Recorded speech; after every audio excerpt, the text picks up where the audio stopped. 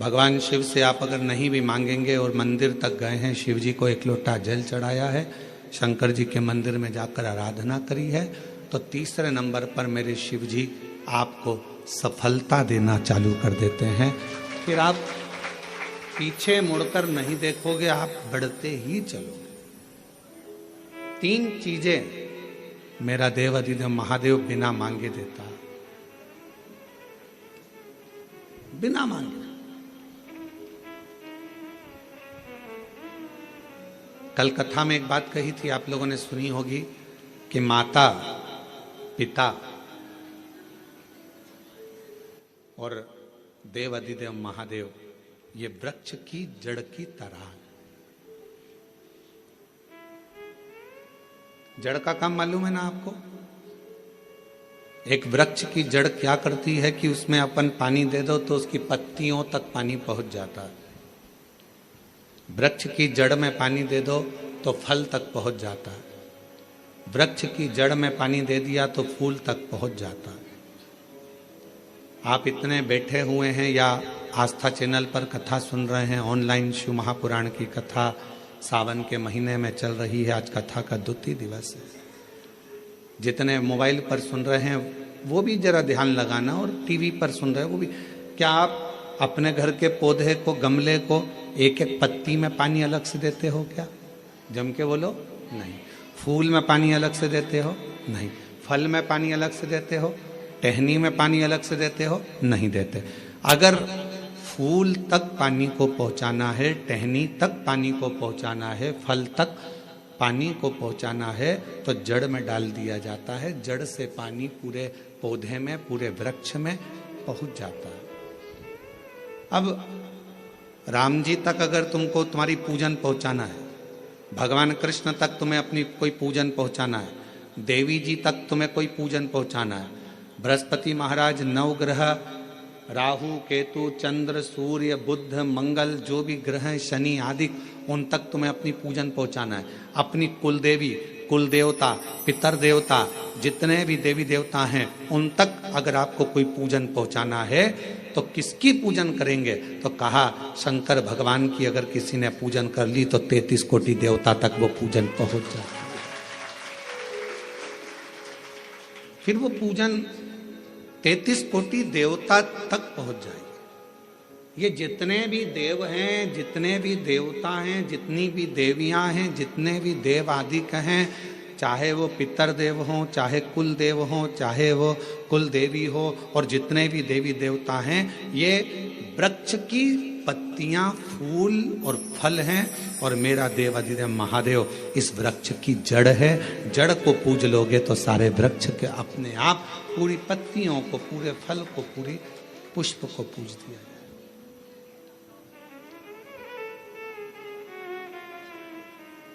आपको एक बार कथा में कहा था, जब नवग्रह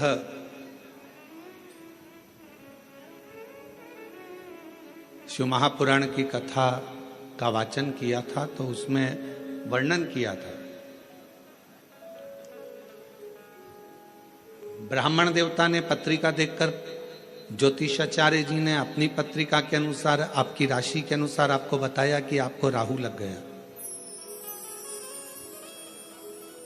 किसी ने कहा आपको केतु लग गया, किसी ने कहा आपको मंगल लग गया, किसी ने कहा आपको बुध लग गया, किसी ने कहा आपको शुक्र लग गया, शनि लग गया। और शिव महापुराण की कथा में रुद्रखंड कह रहा है, ऐसा कोई ग्रह नहीं है जो शंकर भगवान के पास आकर अपना विनय नहीं करा। सूर्य देवता ने भी विनय करा, चंद्र देवता ने भी विनय करा, सारे बृहस्पति हो, शुक्र हो, बुध हो, मंगल हो, ये सारे देवता भगवान शंकर से आकर विनय करे थे।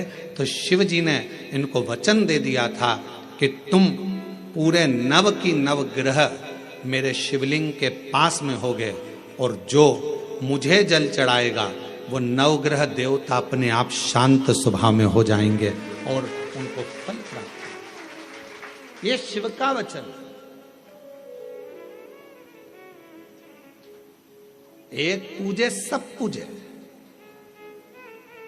वृक्ष की जड़ में जल दिया पूरे वृक्ष की पत्तियों में, फल में, फूल में पानी पहुंच गया।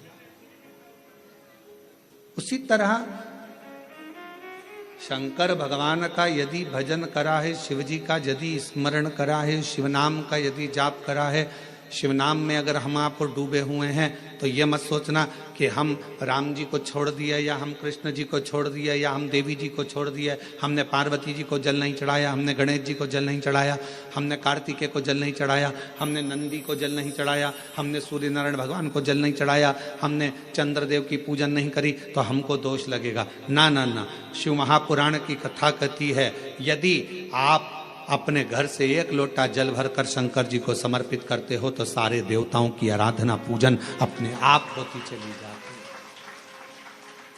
अपने आप। 5 स्थान है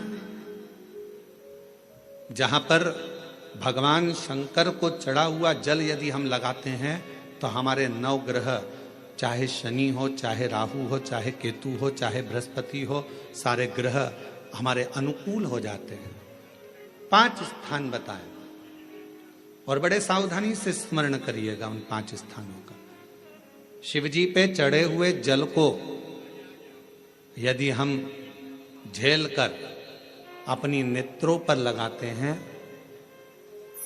मस्तिष्क पर लगाते हैं, कर्णों पर लगाते हैं, कंठ पर लगाते हैं और अपने हृदय पर लगाते हैं, तो व्यक्ति की जिंदगी में कैसा भी ग्रह का दोष हो, वो धीरे धीरे समाप्त होते चलेगा। नेत्र, कर्ण, मस्तिष्क, कंठ और हृदय,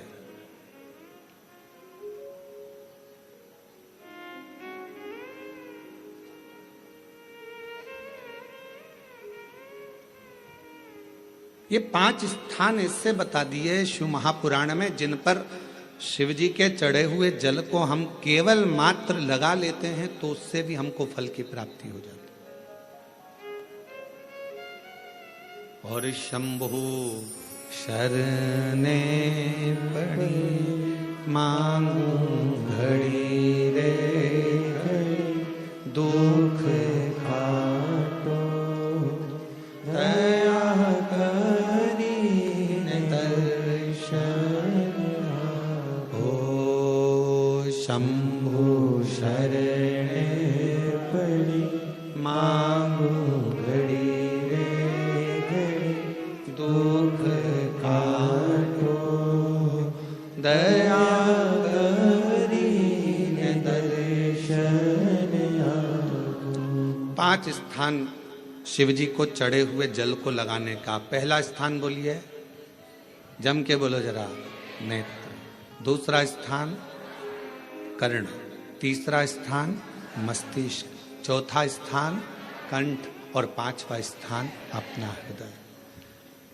मात्र ये 5 स्थान शिव जी के चढ़े हुए जल को आप अगर लगा लेते हो, तो तुम्हारे ऊपर किसी ग्रह, चाहे शनि हो, चाहे राहु हो, चाहे केतु हो, चाहे मंगल हो, कोई ग्रह आप पर भारी नहीं रह सकता। और एक प्रैक्टिकल कर कर देखना, शिव महापुराण सुना करो तो प्रैक्टिकल जरूर करा करो, क्योंकि आपको मालूम पड़ना चाहिए कहीं सियोर वाला महाराज झूठ तो नहीं बोल गया। प्रैक्टिकल जरूर करो, और प्रैक्टिकल का फल मिले तो पत्र में जरूर लिखकर भेजो कि हाँ, हमने कथा सुनी थी कोरबा की, और कथा सुनने के बाद मुझे 3 महीने में जो प्रैक्टिकल करा मैंने, तो उसका फल मिला मुझे। प्रैक्टिकल करो। जिस लड़की को, जिस लड़के को मंगल है,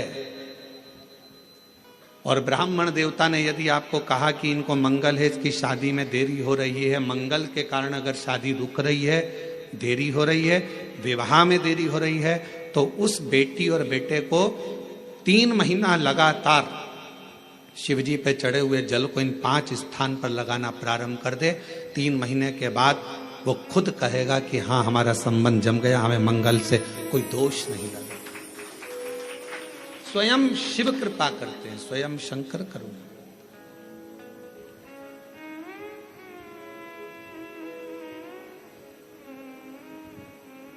ये 5 स्थान मेरे देव अधिदेव महादेव की अविरल भक्ति के लिए, निर्मल शुद्धि के लिए। नेत्रों पर जल लगाने से मतलब है कि जब भी मैं दर्शन करूं तो मेरे देव अधिदेव महादेव का करूं, शिव।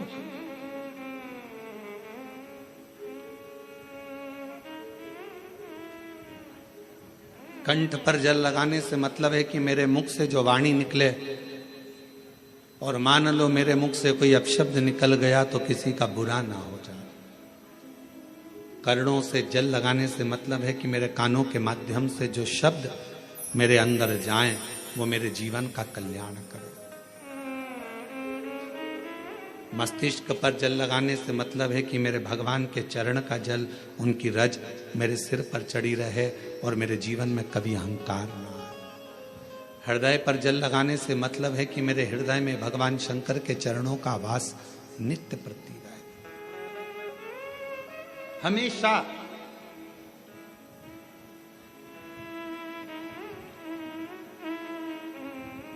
निकुंभ में एक प्रश्न एक बहन ने करा था छत्तीसगढ़ की, और छत्तीसगढ़ की जीजी कैसा प्रश्न कर सकती है ये आप जरा सोच लेना। निकुंभ में एक छत्तीसगढ़ की बहन ने प्रश्न किया था, गुरु जी आप कहते हो कि शंकर भगवान के भक्त जब अपने प्राणों को त्याग कर जाते हैं तो शिव धाम में रहते हैं,